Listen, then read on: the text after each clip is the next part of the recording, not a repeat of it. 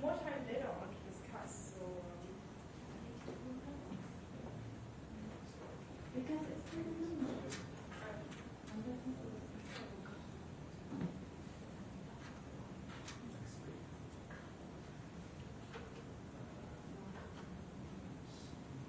go on, don't get discouraged.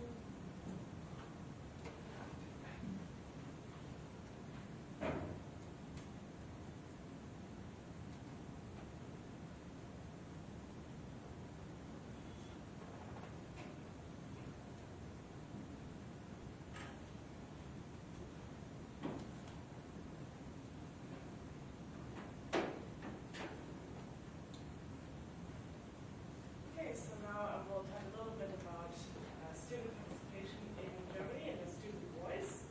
And so first of all, about the title. So the first thing, what is actually student voice? Because it's a word that's used in many different ways.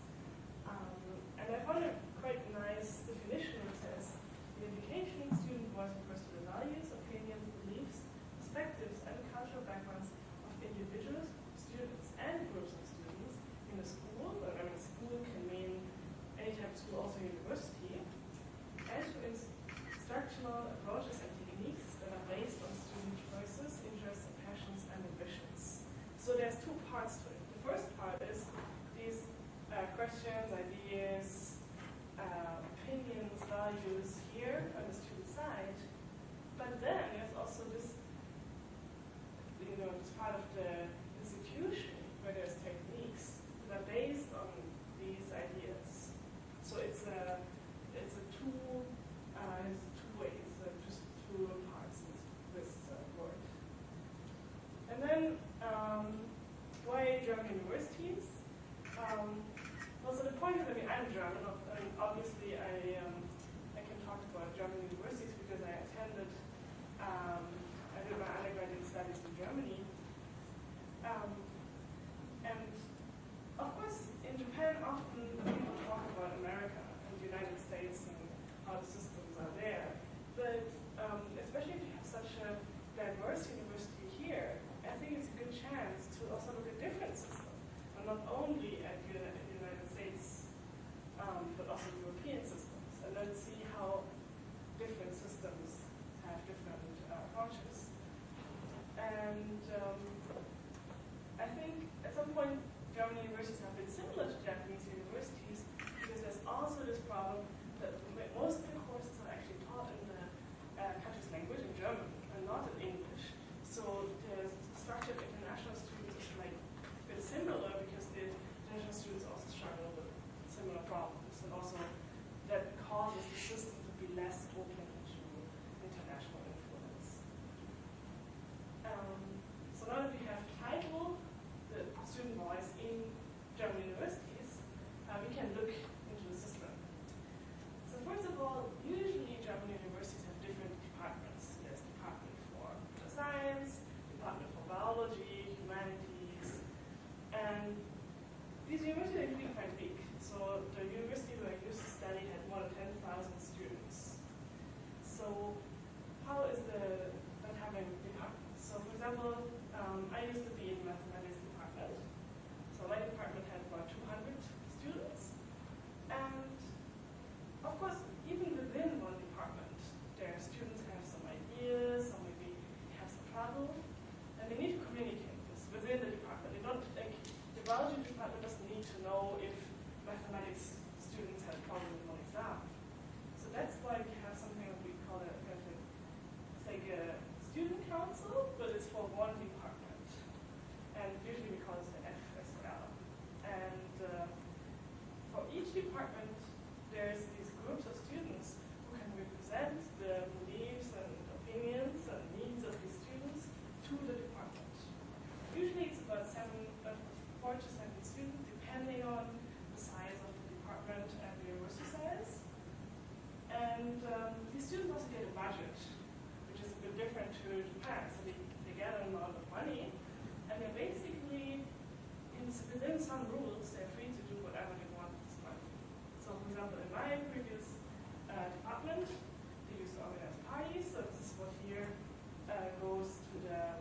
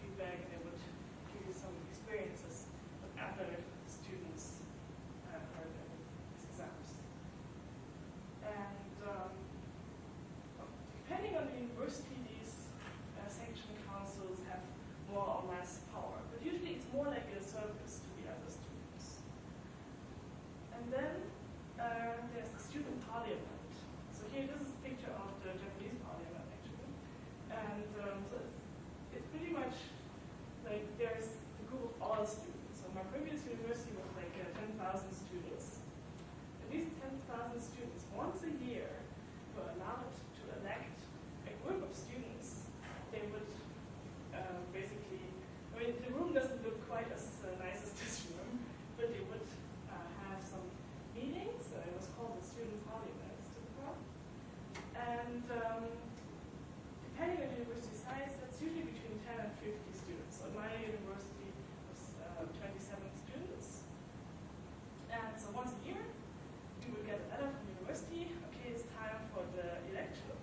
And then we could go to some places at the university, like the library.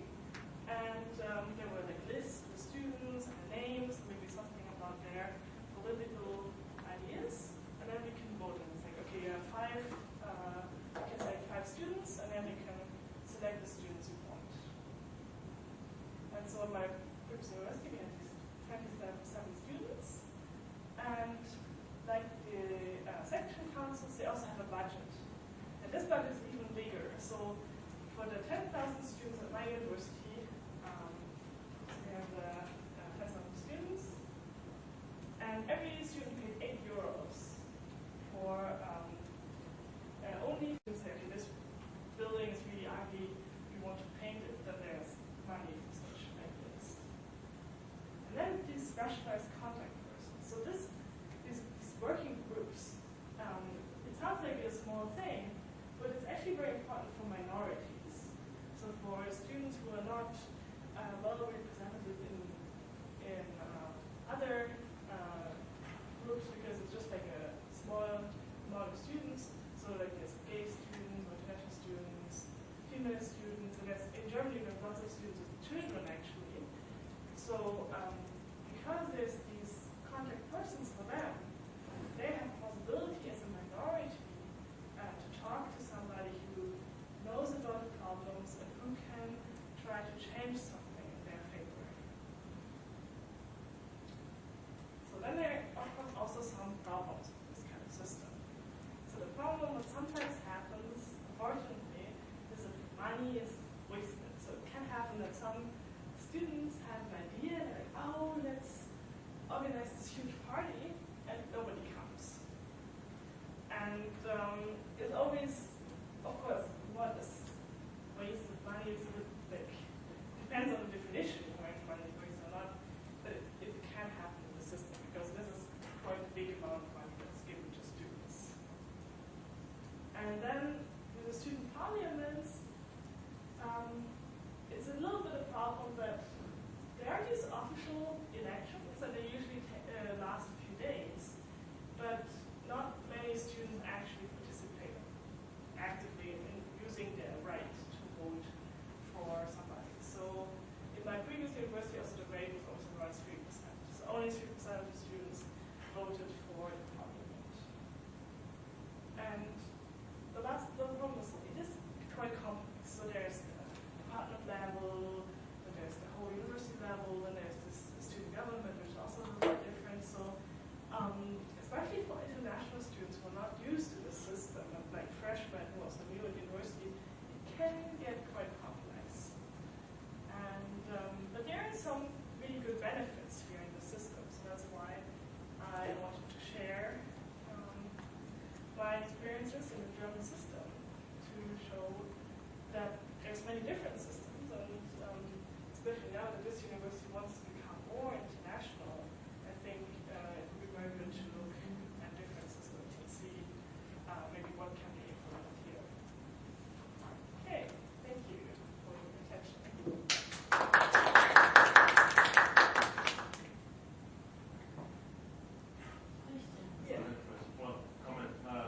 Actually, this is almost exactly the same as the system in Canada and in the U.S. I was a PhD student in the U.S., undergrad and master's student in Canada, and we had pretty much the same system.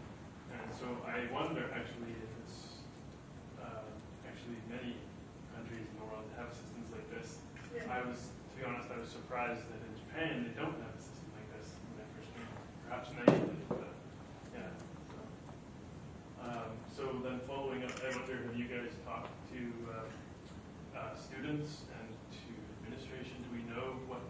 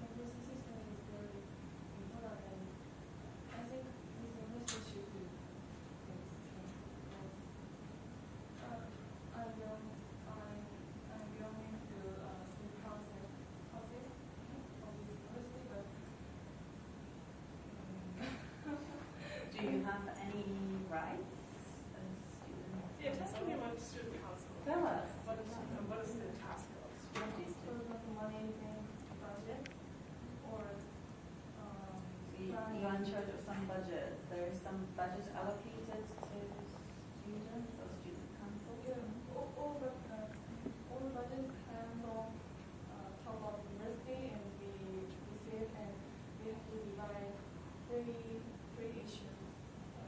School festival, and our student council, and circle club. For the circles, for the clubs. Every year we have some discount because there is money. So is there any international student in the student council? I think there's no the system for international students, but I think it is also a program. And our student council plan to change current system of the student council and other rules. Like, no, but I think it takes a long time. Yes. But what do you think about students participating in faculty meetings or professors? I think it's a good idea, but this university student scale is not high to get on this. So Should be some training for Yes. students, how But become active members of student council like that. I think one part would be maybe is I think especially in the graduate school, the students tend to be a bit more active, especially international students. And this was my experience with this student council, because I think most students in a student council are undergraduate students. And the problems are a bit different between undergraduate students and graduate students. The graduate students don't have this communication channel. and from this year, graduated students cannot have any right or the skirt or student council. Why not? There is a problem because undergraduate school students have to pay some money to enter our communication. But graduate school do not have to pay some money. But and,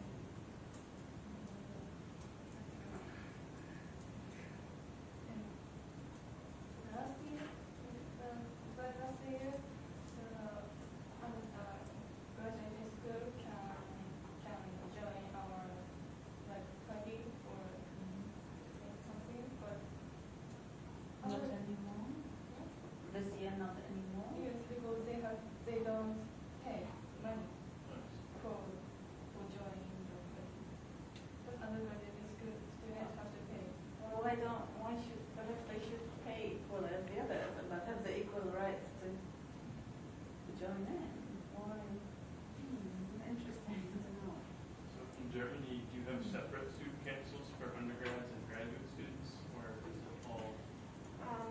So for example, in the department meetings, so the student council is mixed. So for example, when I show the pictures,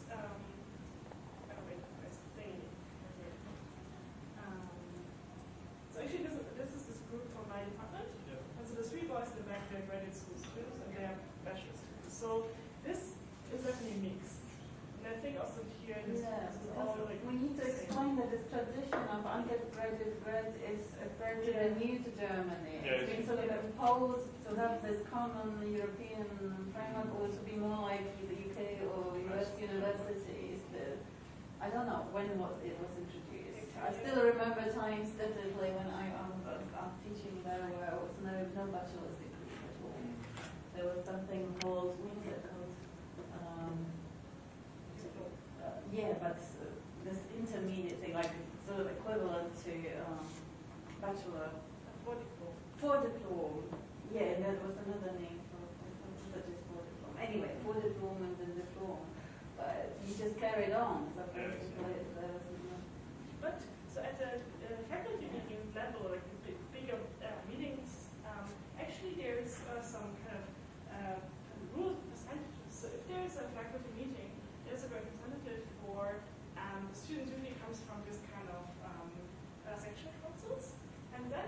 representatives for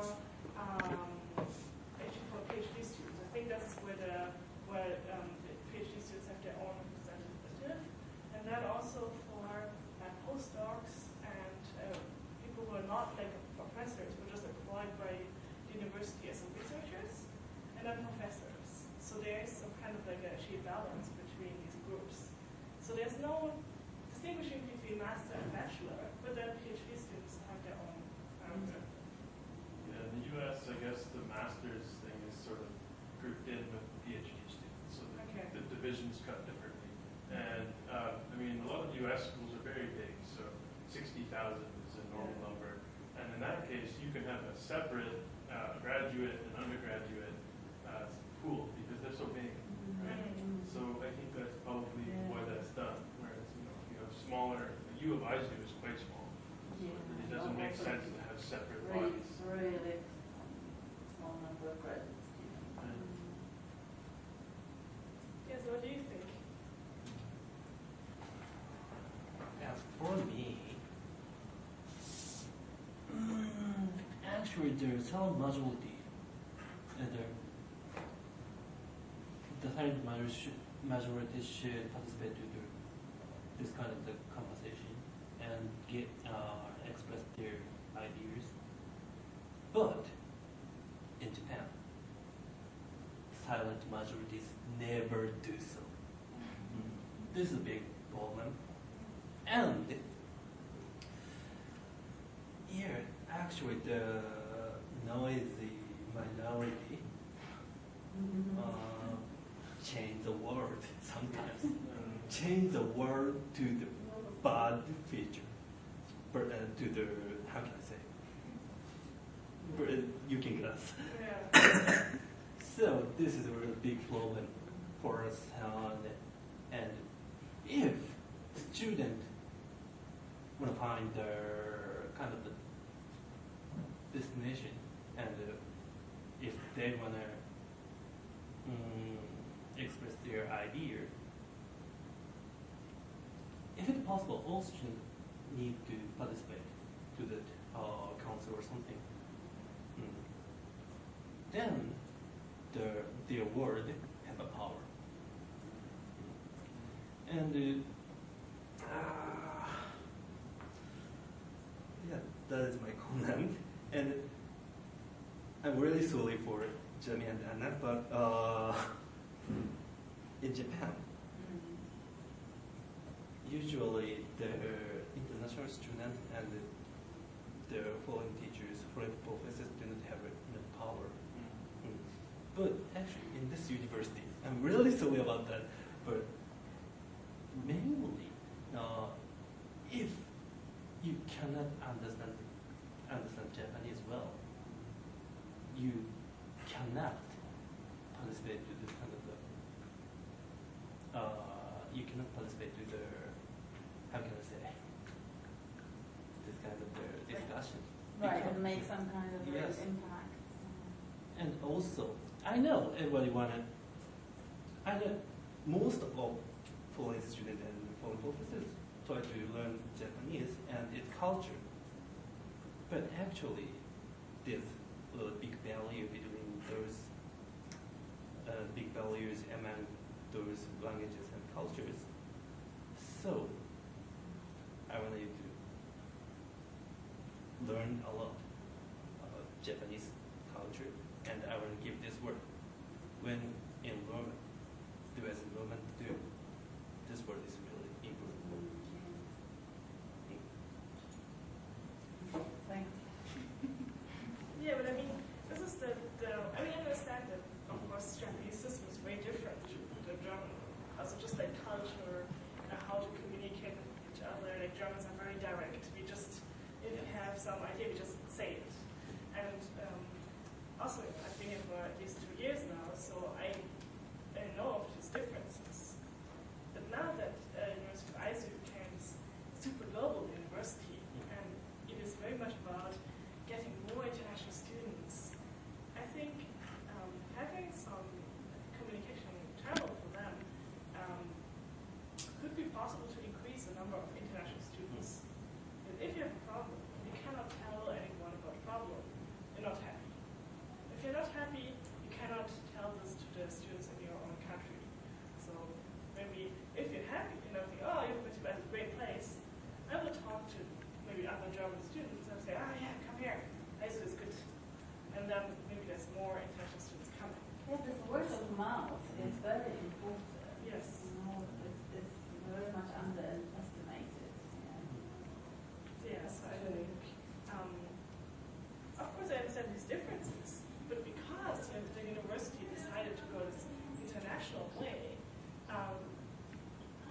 think this could be very helpful if they want to proceed this direction, more international students coming. Yes. I have one comment. I know expressing the complaint is really important living in other countries. Actually, I was in the US and also Canada as an international student. And actually, when I was in the dormitory, I made a conflict with my roommate, and I expressed my complaint to my advisor. But the problem wasn't solved. Because my roommate was a typical jock. He was the quarterback of the football team. So, Right. yeah. At that time, I couldn't understand the culture of the US.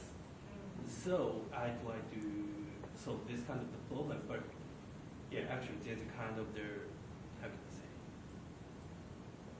a kind of the hierarchy. Yeah, At the time, yeah, I know what you mean. This kind of the hierarchy, and for me, it is, how can I say, it's really unbelievable thing for me. And other thing, yeah. And anyway, trying to express our idea is really important. First, I will give this comment. If you are here in this, in Japan, you can learn many things from Japanese culture and Japanese language, and also Japanese technology. Then, try to discuss, but do not beat others in the world. That's it.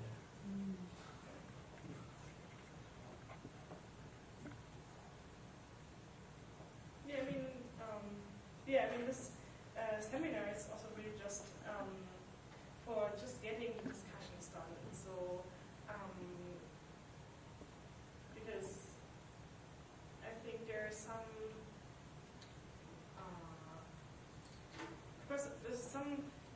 of course, trouble to have lots of international professors and students in the Japanese system, and especially if these international students only come here for half a year. Kind of short term, also some of these students from Salmon, they only come here for 2 months. So you cannot, for me, I'm living here for a long time. So I studied a lot about Japanese language and Japanese culture. So I can understand why certain things don't work the way I expect them to work. But especially if they want to get more short-term students, I think it's very important to give them some way to communicate in a way they feel comfortable. I understand for somebody who's here for permanent or like for a long time, you can expect that person to adjust. But someone who's here for sort of visiting professors, they don't stay for a long time. So I think it's very important also to make sure that these people have the chance to communicate in a way like they are used to, because they don't have a chance to adapt because it's just too short. So I think that's one of the problems that's going to come up when there's more short-term international students and more visiting professors here. So I agree, but also kind of disagree, Yes. because there's some special students. I completely understand what you say. And actually, the biggest problem is Japanese students cannot understand English. So we cannot discuss about this kind of differences. Yes. That's why we are teaching English.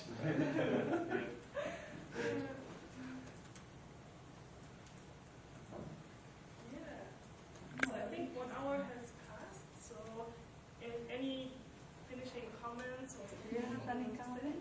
Okay, so back to this title. So, I want to know, so what are your main targets? You want to develop a tool for communication, or you want to promote a kind of system, a communication system like German in our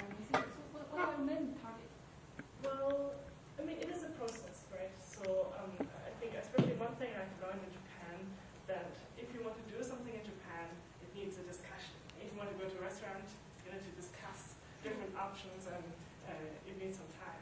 Yeah, so what's the main target in WIP? Yeah, I mean, so maybe also one of the ideas is that we also want to invite other international students. So maybe there's countries where they have some slightly different system. So I want to start a communication to start a discussion and say, okay, this is German system. Maybe Chinese system is a bit different. Maybe there's some system, I don't know, some other university that's also a bit different. And we can see these different systems. And then when we get the knowledge, we have the power to discuss. And we can say, okay, this feature is maybe very good, maybe this feature is not so good, and then we can maybe also what we want to do is we want to document what we are discussing here and have this survey. So maybe if we see different systems, we can make actually some list of questions to professors, and we can never be talking to professors like, is it okay if a student come to the faculty meeting? How do you feel about this? What is maybe a problem? What is maybe a good feature?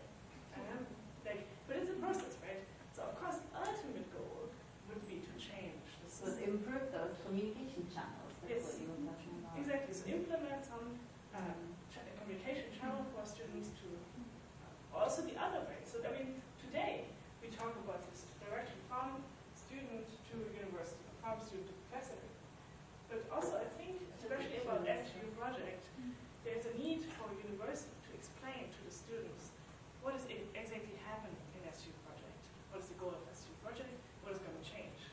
And I think also even in this channel, it needs a bit more targeted communication to the student, so the student can understand the changes.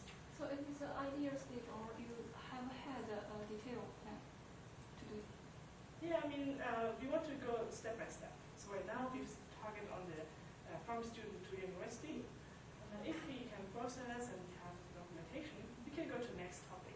But I think it's important to go really to take this topic, discuss enough, maybe make a survey, get some information, and then we can go to next topic. So, I mean, this is seminar series. So we plan to organize more seminars in the future. So I think it's better to have the staff, university staffs or some members to know what can support you need and who can support you and how to support you. I think it's important. Okay. So the last question, do you make some do some survey or make some questionnaire to the students? Not yet. We have prepared something, but we wanted to wait for this first seminar and start the process. And as we have plans already have some questionnaire. And I think maybe after, because now it's the summer break, so maybe next term we will start questionnaires. How many members in your group? Well, I mean, in the committee right now, it's me and Jan, and we have some Japanese students who help from time to time, depending on their schedule. Do you have detailed working division? Hmm? Do you have detailed working division to divide your works?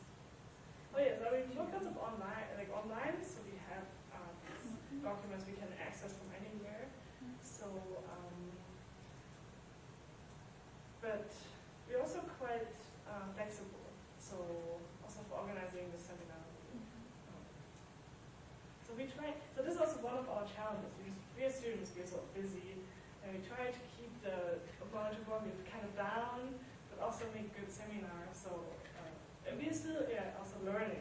So, yeah. Okay. So I think this is actually a quite good discussion. I'm very happy that everyone came. And I hope to see you again at the next seminar session. Thank you.